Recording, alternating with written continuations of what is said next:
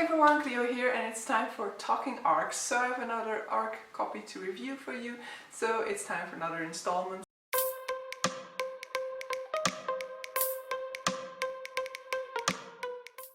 So today I'm going to be talking about The Perfect World of Miwako Sumida by Clarissa Goenawan.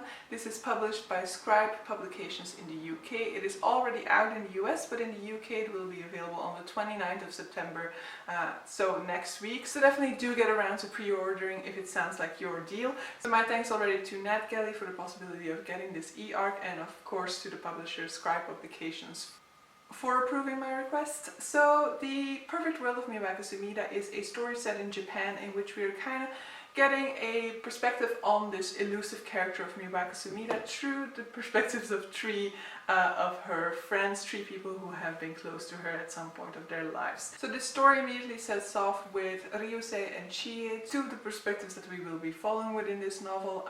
They are going on a hike and they ask themselves whether this is the place where Miwako Sumida committed suicide. So trigger warnings for suicide, though there isn't like there isn't any mention of suicidal thoughts, there isn't any sort of like visualization of suicide or anything like that. The suicide itself doesn't actively take place throughout the book, but it is definitely going to go into the grief surrounding losing somebody and the additional sort of questions that one has when suicide has been committed. So so through this book we are going to get three perspectives, and we're going to be looking in on the relationship that these people have had with Miwako Sumida, but oftentimes also into just like the overall past of this character. Our first introduction into the story is the character of Ryusei, who is going to be the character who gets closest in a sense to Miwako, because he falls in love with her, and even though she keeps on rejecting him every time that he asks for them to be an official couple, they do have this very close bond with one another, and it is often implied that she actually loves him to death, but she fears that he won't love her if he knows everything about her reality. So from the get-go we know that there are secrets that Miwako is hiding, and we will be uncovering them throughout this story, throughout connectivity of different of these perspectives. I think interesting about this way of telling the story is how we see that each one of these people who have played a part in her life have some knowledge about the deeper layers to Miwako's personality, but none of them fully understand Miwako, none of them have the full story, none of them know everything. So we are following three characters. We're following the perspective of Ryusei, who, as I said, he will be falling in love with Miwako throughout his perspective. Then we have the perspective of Chie, who is one of her high school friends, and then we have the perspective of Fumi, who is the sister of Ryusei. She is a transgender woman, and I very much liked having that representation in there as well.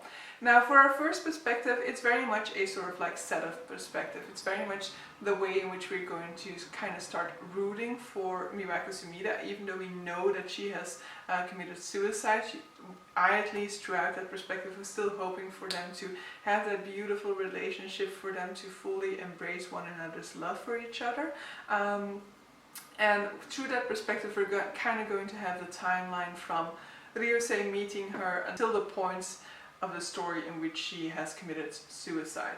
And for the two remaining perspectives we're kind of going to have a mix of our characters dealing with the grief of having lost Miwako Sumida, and then their flashbacks to when they met Miwako and like the impact that she has had on them.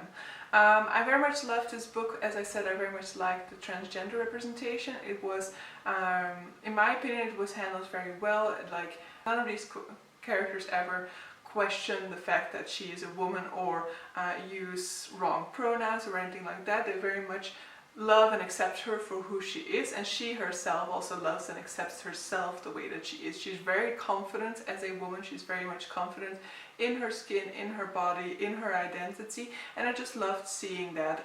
We also get a look back at when she was still presenting as a man, when she was still a child, and sort of the struggles of family obligations and some of the family burdens that she has had to take on, but also the way in which she was bullied as a child. She was very much picked upon by this sort of like popular crew, and very much beaten up regularly when she was still in school. Very much liked the way that that story also rolled out, and I did something that I also liked that I've seen recently in another book, I think it was, where somebody's asking for forgiveness for horrendous acts, and rather than just giving that forgiveness, which I feel is often done in literature, people often just forgive as a sort of nice rounding of that story arc, is just kind of saying like, okay, we've gotten over that, and so now we can forgive this. I liked how this book, and I've forgotten what the other book was, but I definitely read something else like that recently, how in this book we're very much getting this sort of like sense of, I cannot forgive you now for this. So I like that, and I think it's a good thing to show in books, how that you don't necessarily have to, when somebody's asking for forgiveness, I think that there's this very strong inclination to say that you forgive them, even though you don't necessarily feel that way, or you're not able to do so. You can just outright, you can just be honest and say that it isn't within your power at the moment to forgive somebody for the things that they did at that time.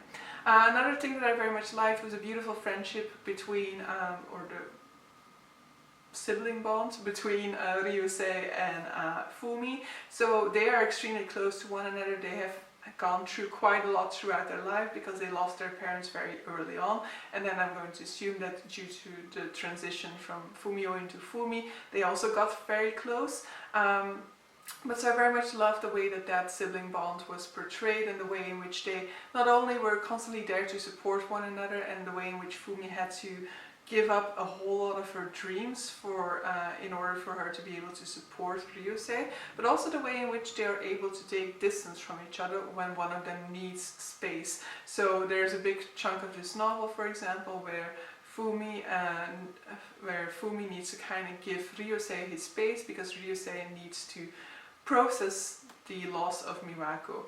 I also liked the Chie perspective. In the Chie perspective, we're looking at Chie, who as a high school student kind of goes through this sort of popularity transformation. At the very beginning, she is very much an invisible force in the school. She's very much what she herself refers to as a transparent girl, as in she's there but nobody really notices her. But then she starts to kind of write this alter ego for herself into sort of like journal that collects diary entries.